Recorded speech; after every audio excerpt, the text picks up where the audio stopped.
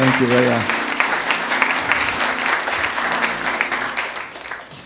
Oh, I can look out and tell some of you are really ready. It's all over you. I can tell that some of you are really, truly ready for an exciting new year, 2016. I can tell that some of you are ready for some new unexpected blessings this year, some unexpected good that's coming expectantly and unexpectedly. Who are you? Who are you? I can look out and tell that your soul is already primed for the newness of life to spring forth in ways that you've never even imagined this year. Someone had said, wonderful, wonderful, fortunate me, this is the year. No, wonderful, wonderful, fortunate you, this is the year that your dreams come true. But I'm going to make it personal. Wonderful, wonderful, fortunate me, this is the year that my dreams come true. Friends, I want you to get yourself ready as we enter this 2016 year. It's a universal 9, and those of us who are familiar with what that means, we know that 9 is the number of completion, it is the number of change, and it is the number of great success. Get ready, get ready, get ready for some things to be completed in your life. Get ready for the changes to occur. That's natural. And get ready for success to be the fruits of that change. As we consider this year, we consider what this year brings to us and what it brings for us. 2016, I love it. I love the first Sunday of each year. We're still between that two space. Really, nothing's changed. It's only a matter of the mind and the calendar, really. But there's really no difference between this Sunday and the previous Sunday and the Sunday to come. But it's really in the mind of man. But yet we stand right here on this, at the threshold. Oh, you know what a threshold is. Get one in your mind. Those of you who walk through the door, that's the threshold. The threshold stands between the past and the future. It's the present moment. And what we do at that threshold will determine the next experiences in our life. So the first Sunday of the year is always that threshold. We are standing still, some residue of 2015, but then all of this, can you see it? All of this before us waiting in 2016. But it's up to us. It's up to us to choose and to decide and to choose and decide wisely. As we consider this idea of the newness of this year, and if you've ever wanted to be made over to anything new, this is the year to do it. This is the time to do it. Get it in your mind. It's a mindset. Put on the new mind. Come on, put it on right now. Put on the new mind. That new mentality, the new vision, the new awareness. As we consider this, the message this morning really was inspired by a workshop, a seminar that I attended along with some others the beginning of the month, last month. And in that workshop, one of the Unity ministers, a longtime Unity ministers, made a claim. She said something quite interesting that caused a kind of sensation within the soul. And at first, it was a bit challenging. I'm like, well, I don't know about that. But then as I listened and I considered it, I took it in prayer and meditation, I'm like, I could actually see how that might be so. I invite you to hear her observation and just see if it might apply to someone that you know. I know no one in here, someone that you know, those that you work with. She says, as ministers, we have done a good job in helping people to spiritually awaken. But we have not provided the tools for spiritual maturity. She says we feed the ego of people rather than maturing them, often because we have not put together what it truly means to be spiritually mature. Now, that might feel a bit interesting in your soul, does it?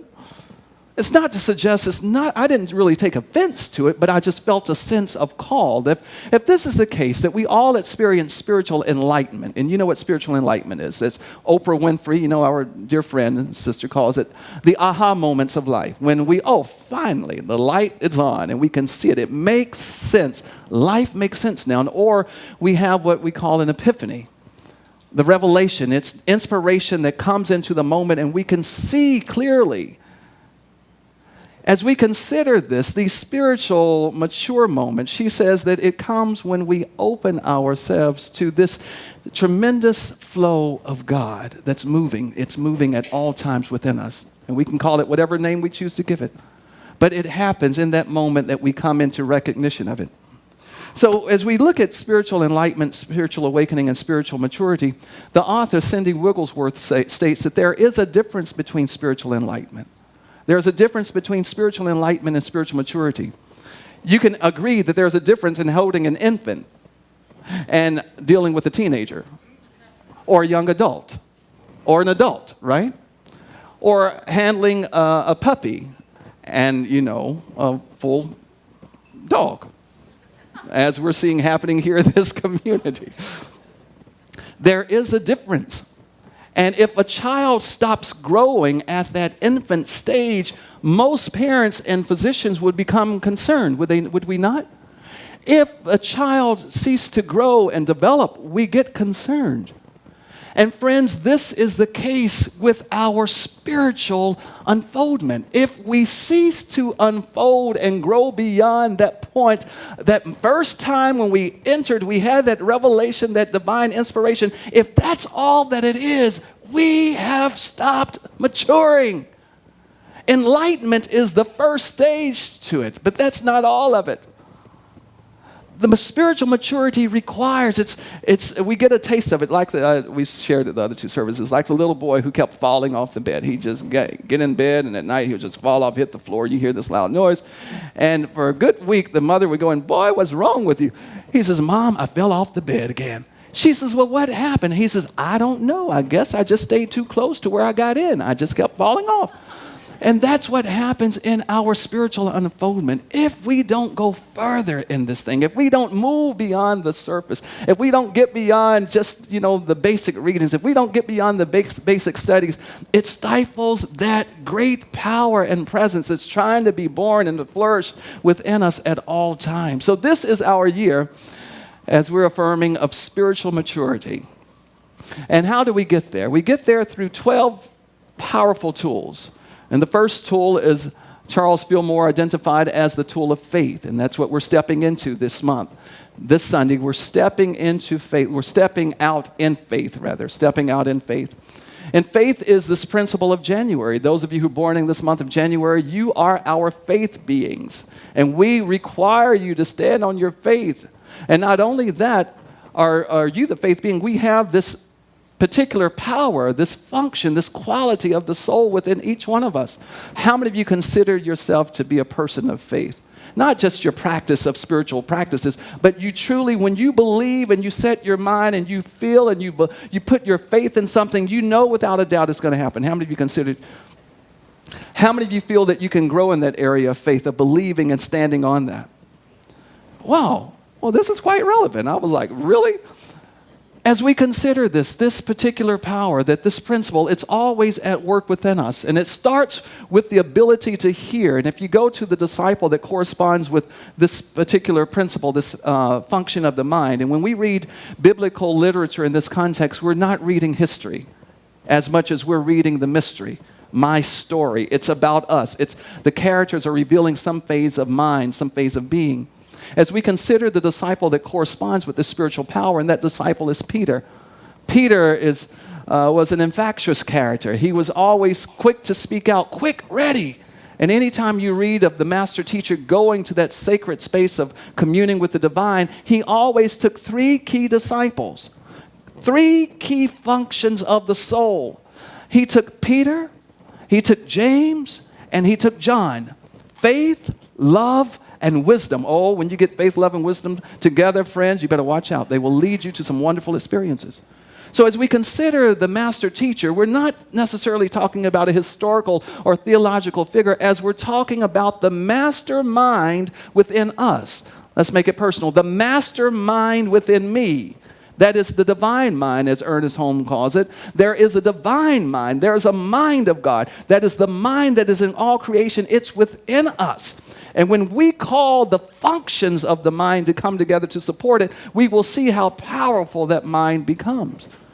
And so when we read of the master teacher, the mastermind calling the disciples, it's calling those functions of the soul, come to be spiritualized so that you can serve and serve better and serve well. Peter, whose name was Simon Peter, and we know that there were 2 Simons in biblical literature. There's Simon Peter and there's Simon the Canaanite. Simon, by right of the name, means hearing. It means hearing intently and hearing the good. It's spiritualized. Now, your good has a sound. I think we've talked about that. The good of the universe, everything is vibration. It's energy. We know that. Good desires, anything, and we're energy, really, vibrations. There is a sound of your good.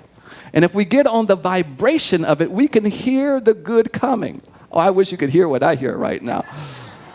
You can hear the good of the universe coming your way when we spiritualize Simon. When we can begin to hear, we can hear. It says they have ears, but they hear not. We begin to hear it. Get on the vibration of it. We can never attract anything beyond where we are if we stay on the vibration that we've always been. What was that? Einstein said it this way. He says, insanity is what? Doing the same thing over and over and over again, expecting a different result. If your 2015 wasn't what you wanted it to be, let's get on the vibration of 2016 so it will be better, different, and more fulfilled. And here's the good news. Because we understand that we are in the seed of co-creation, that the divine is creating and recreating and co-creating our lives through us and our experiences, that we are not waiting for 2016 to happen. We get to tell 2016 how we want it to happen. So we're not the victims of it. We can speak to the elements of the universe. You see, I believe this thing. I really believe it. I believe it. I know it. It says man is the inlet and the outlet of God. I believe that. My inside and my outside, it's all God.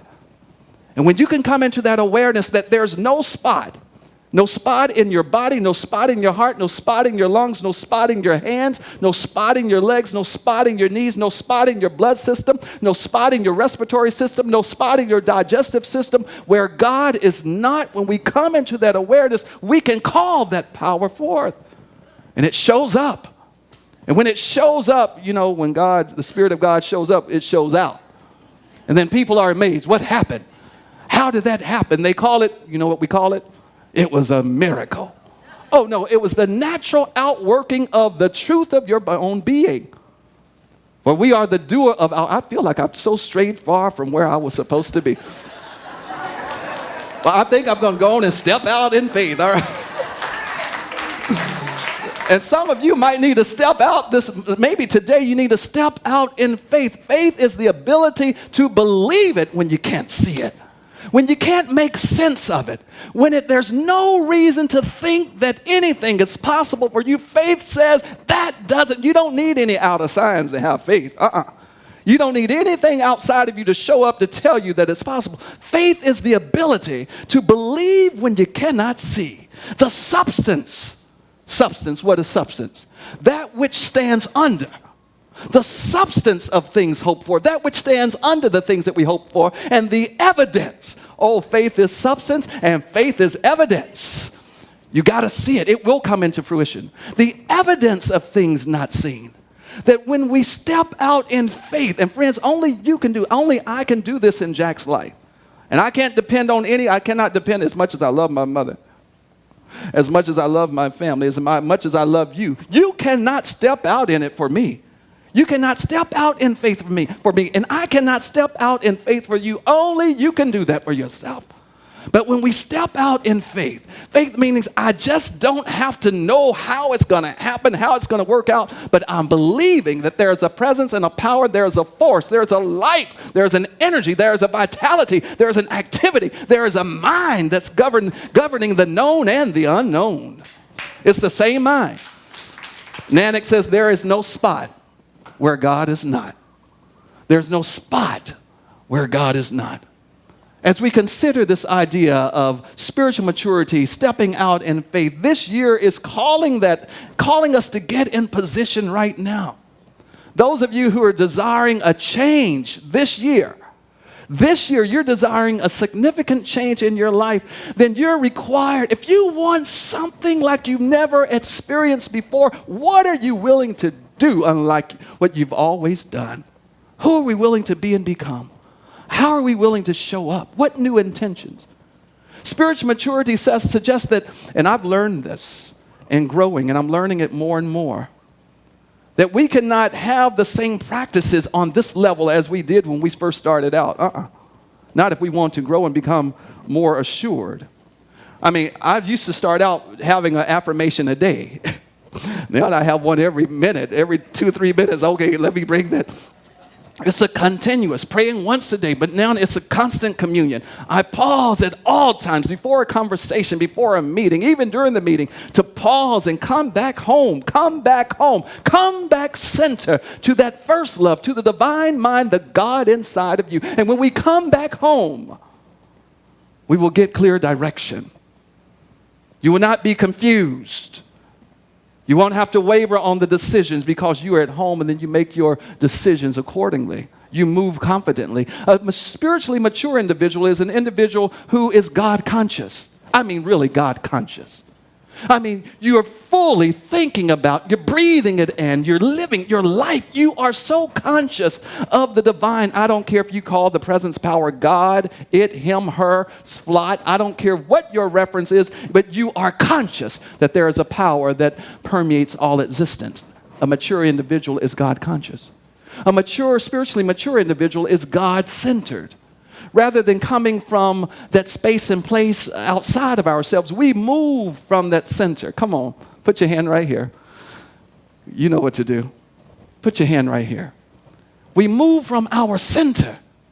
You know, you can even get to a point, I've seen this happen. I've tried it. I'm not going to try it right now, but you can get so centered within yourself that there's no force that can move you from that. A spiritually mature individual is a God-conscious individual. He or she is a God-centered individual. It means that we are centered, we are grounded, we are rooted. Like that tree planted by the waters, we are rooted. And those roots go deep. So when stuff happens, when the wind blows, you're not worried. You don't lose your mind and go crazy and worrying everybody around you. No, you're centered, you're rooted. You can stay the course. Things happen on your job, it doesn't matter. Things happen in your home, it doesn't matter.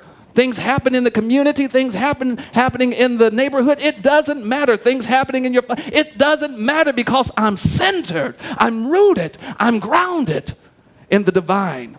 And when I'm grounded in the divine, it's a firm place to stand, and I know I can bring that energy. I can bring the energy of the divine into the experience. And when I bring the energy of the divine into the experience, I can transform it. Paul says, be ye transformed, be not conformed to the world. Don't try to change your life experiences by conforming to the patterns of the world that outside of yourself. Be ye transformed. Be ye transformed, made anew by the renewing of your very own mind. And it doesn't matter what age we are. Doesn't matter what our pedigree is. Doesn't matter our socioeconomic status. We can apply the principle of God being God-centered. A spiritually mature individual is also God-connected. Uh-oh, watch out. And when I get connected, look out. It's just like plugging into the outlet. When you plug into the outlet, all of the power, all of the energy, the life force that's in that outlet, it moves through that cord, the cable. And the same power that is in that outlet becomes the power that's alive in you. When we connect, a spiritually mature individual is God conscious, conscious of the divine and centered in the divine and connected. And when you get connected, can't nobody tell you anything. And you hear directly from the source. I love that.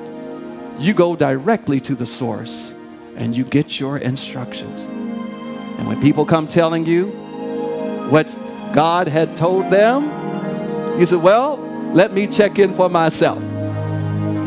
Not to say that God won't speak to others. I shared this earlier. Like the one lady, I was in one of my previous contexts, standing in line greeting the people. This lady came to me and says, Reverend, have you heard from God? I'm like, well, yeah. She says, well, have you heard from God? I'm like, well, yes, ma'am. She says, well, did God tell you anything about me? I'm like, well, no, ma'am. She says, well, are you sure God hasn't told you anything about me? I'm like, well, I can check it, but not right now, and I'm not getting anything, you know. And she says, well, you must not be listening. I'm like, excuse me? She says, well, you're not listening because God talked to me about you. I'm like, really? She said, well, I said, well, what did God tell you? Well, God told me that we're supposed to be married. I'm like, really? Well, my God hadn't told me that. But should I get it, you'll be the first to know. Oh, no. You see, when you are God conscious, when you are God centered, when you are God connected, can't nobody or nothing fool you. They can't pull the wool, whatever it is over your eyes, because you know that you walk in God and God walks through you. You talk with God and God talks to you. You're listening to God and God is communicating with you. God speaks through nature. God speaks through the elements of the universe. God speaks through the sound of children. God speaks through your experience. God is speaking right now, telling you to prepare yourself. Get ready, for your 2016 will be the greatest year of the rest of your life. Get ready. Get ready. Get ready for your good. Get ready. Get ready for your new experiences. Get ready for the love. Get ready for the peace, the joy, the unity, the pride. Get ready. And stay ready. And stay in that place. And he walks with me and he talks with me and tells me I am his own. And the joy we share as I journey there, none other has ever known. Oh, he walks with me and God talks to me and tells me I am his own. And the joy we share as I journey there, none other has ever. Come on, don't let it go. I'm glad that he walks with me and God talks to me and tells me I am his own. And the joy we share as I journey there, none other has ever known. God bless you.